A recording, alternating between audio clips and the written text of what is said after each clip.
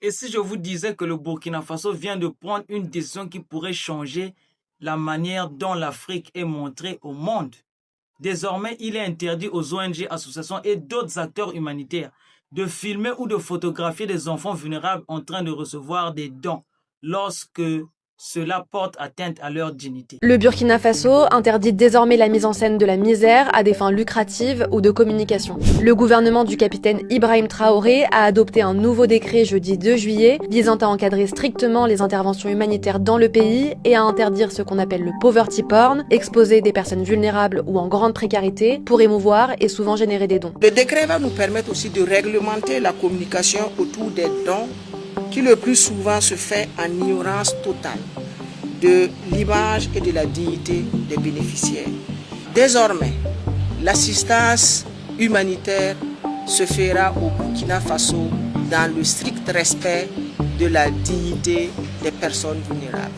Une mesure qui fait déjà débat.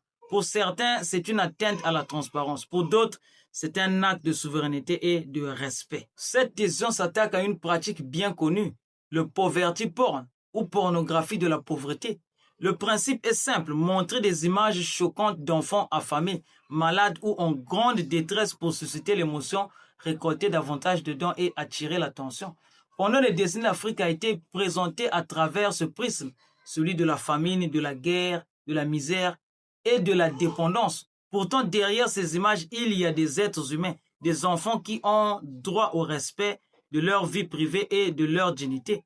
A-t-on déjà demandé à ces enfants s'ils acceptaient que leur visage fasse le tour du monde pour financer une campagne de collecte de fonds?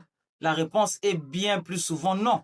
Et cette logique ne concerne pas seulement certaines ONG, elle touche aussi des créateurs de contenu et des influenceurs qui viennent en Afrique, filment leur distribution de nourriture ou d'argent, puis publient ces vidéos pour accumuler des millions de vues et renforcer leur image de bienfaiteurs. Avec cette décision, le Burkina Faso envoie un message fort. La pauvreté des enfants ne doit plus être utilisée comme un outil de communication ou un produit de marketing. Cela ne signifie pas interdire l'aide humanitaire. Cela signifie que la solidarité doit respecter la dignité des personnes aidées. C'est un débat qui dépasse largement le Burkina Faso. Toute l'Afrique est concernée. Et comment aider sans humilier?